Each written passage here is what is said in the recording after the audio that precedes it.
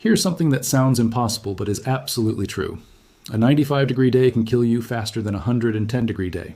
It comes down to one invisible factor that most people completely overlook when they check the forecast: humidity. Because there's a threshold, a specific combination of heat and moisture in the air, beyond which the human body physically loses its ability to cool itself. Not struggles to, loses it. At that point, it doesn't matter how much water you drink, how much shade you find, or how still you sit. Your core temperature climbs and it doesn't stop.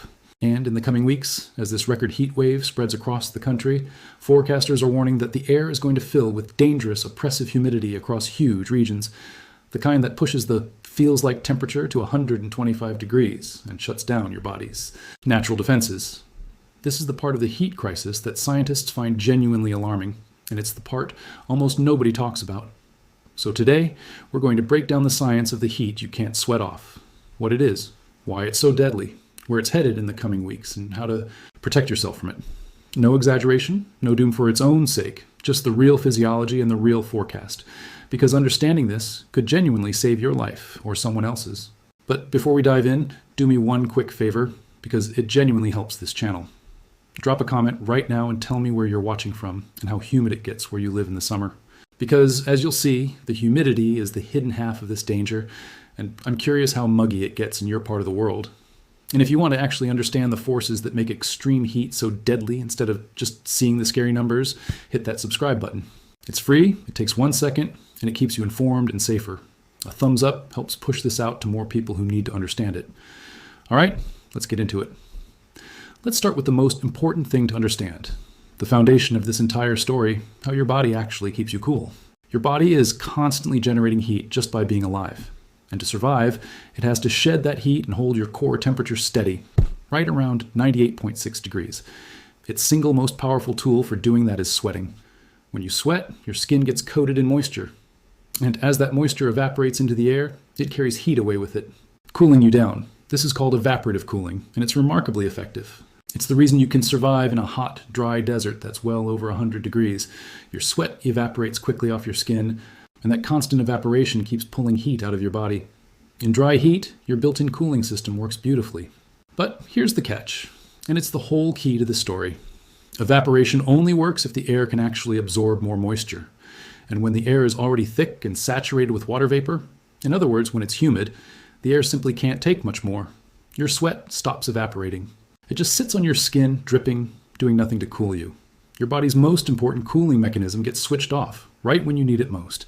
And that is why humid heat is so much more dangerous than dry heat. In the dry desert at 110 degrees, your sweat is working overtime and keeping you alive. In humid air at 95 degrees, your sweat is useless, and your body has no way to release the heat building up inside it. Same person, lower temperature, and yet the humid day is the one that can kill you. That's the counterintuitive truth at the heart of this. So how do we measure this hidden danger? You've probably seen the term on your weather app. The heat index, sometimes called the feels like temperature. The heat index combines the actual air temperature with the humidity to estimate how hot it truly feels to your body, and more importantly, how dangerous it is. It exists precisely because the raw thermometer reading doesn't tell you the real threat. And in the coming weeks, the heat index numbers forecasters are projecting are genuinely alarming. Across the central and eastern parts of the country, as this heat dome spreads and pulls in thick, moisture-laden air, the heat index is forecast to soar as high as 115 to 125 degrees in some areas. Let that sink in. A feels like temperature of 125 degrees. That's the level at which heat illness can strike fast and hard.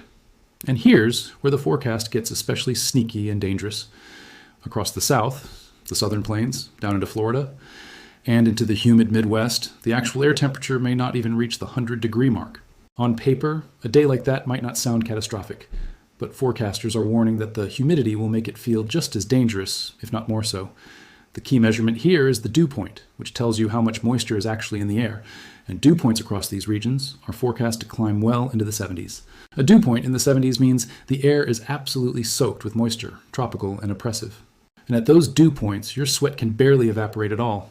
Forecasters have specifically warned that these high dew points will severely limit the body's ability to cool itself through the evaporation of sweat, driving the heat index well above 100 degrees, even where the air temperature stays lower.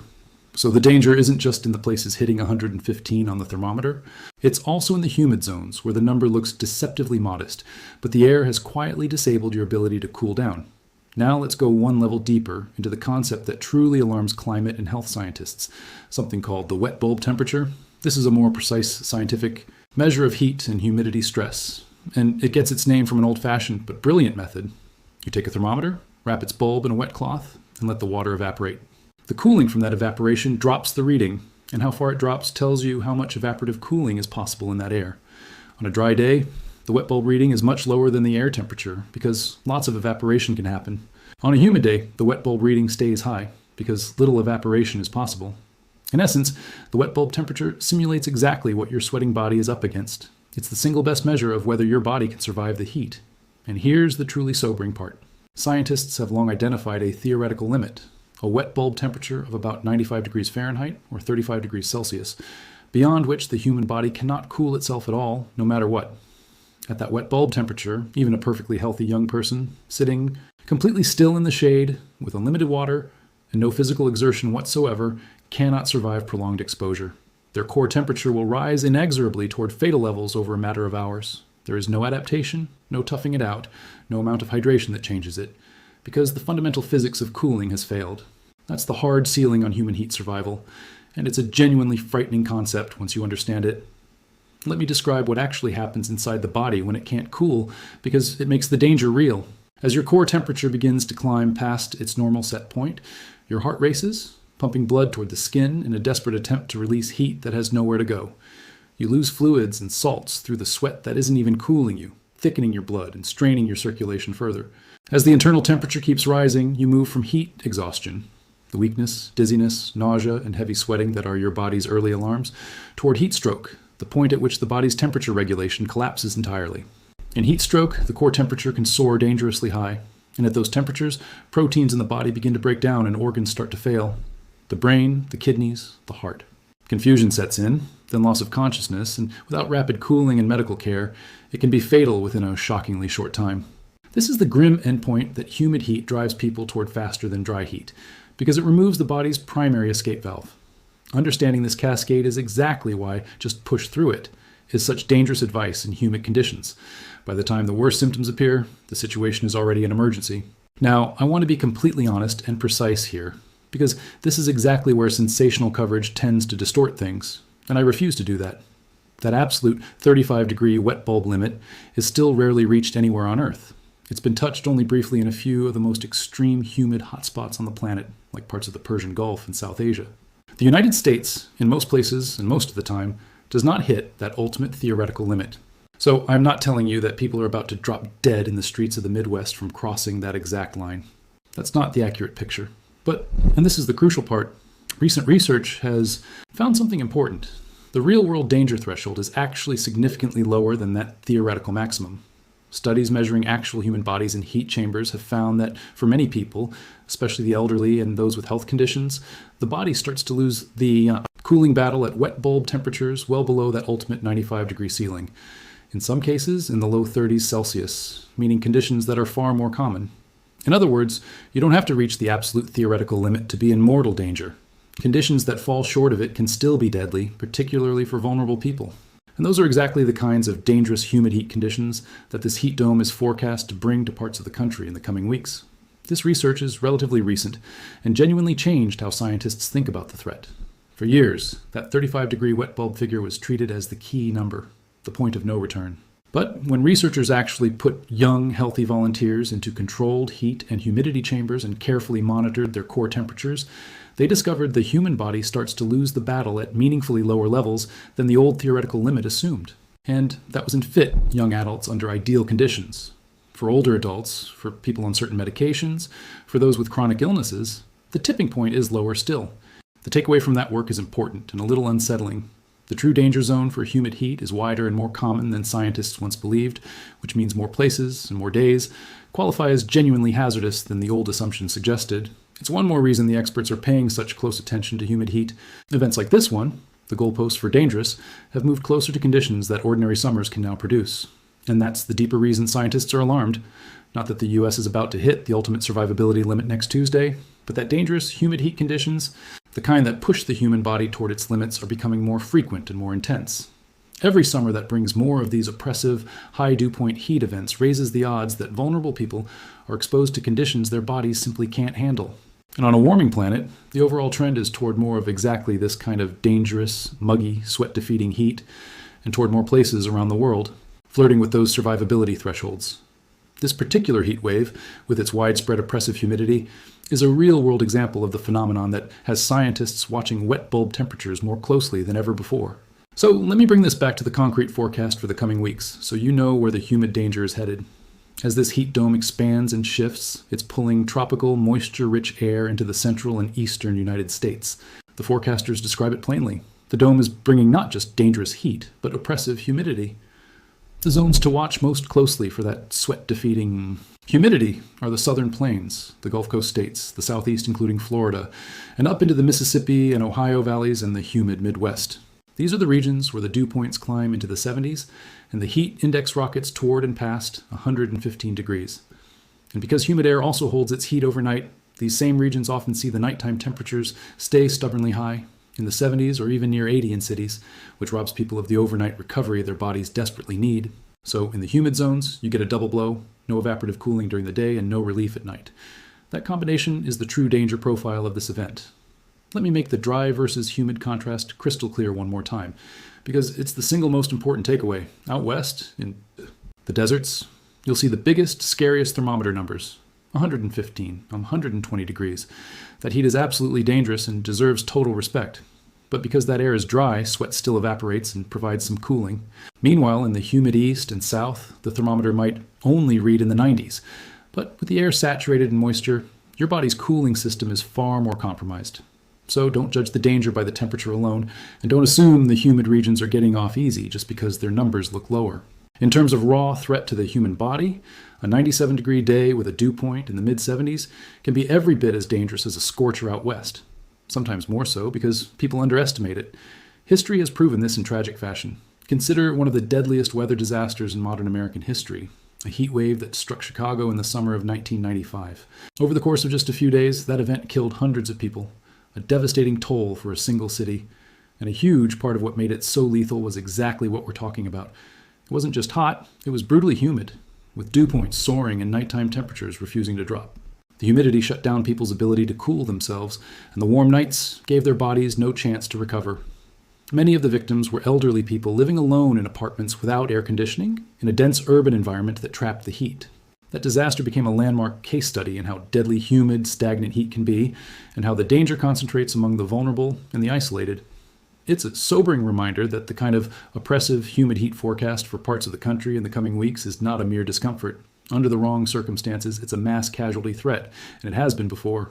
So who is most at risk from this specific humid heat threat? The usual vulnerable groups top the list. The elderly, whose bodies regulate temperature less effectively, young children, people with heart, lung, or other chronic conditions, and anyone without reliable air conditioning. But humid heat carries a special danger for a group that often thinks of itself as invincible: healthy people doing physical activity outdoors. Outdoor workers, construction crews, farm workers, landscapers, roofers, and athletes and anyone exercising outside are at serious risk, because physical exertion generates enormous internal heat, and in humid air, the body can't shed it. A fit, healthy person pushing themselves in high humidity can go from feeling fine to suffering life-threatening heat stroke frighteningly fast, precisely because their cooling system is overwhelmed by the combination of internal heat production and an atmosphere that won't let them sweat effectively. That's why so many tragic heat deaths involve young, healthy people who simply didn't realize how quickly humid heat can turn deadly. So what do you actually do to protect yourself from the heat you can't sweat off? The strategies here are a little different from dry heat advice, so pay attention. First, and most important, in dangerous humid heat, air conditioning is not a luxury, it's the real protection. Because your sweat can't cool you effectively in humid air, and because a simple fan just blows hot, moist air around without helping much once conditions get extreme, actual air conditioning that both cools and dehumidifies the air is what genuinely keeps you safe. If you don't have AC at home, this is the time to spend part of the day somewhere that does: a cooling center, a library, a mall, a friend's place. A few hours of real cooling during the worst of the day can be life-saving. Second, watch the feels like number, not just the temperature. Train yourself to check the heat index on your forecast. because that's the number that reflects the actual danger to your body. If the feels like temperature is in the triple digits, treat it with the seriousness that number deserves, even if the raw air temperature seems lower. Third, hydrate, but understand its limits. Drinking water is essential and you should absolutely do it, but recognize that in extreme humid heat, hydration alone can't save you, because the problem isn't just fluid loss, it's that your cooling system has failed. So hydration plus getting to a cool environment is the combination that matters. Fourth, if you work or exercise outdoors, respect the humidity as much as the temperature.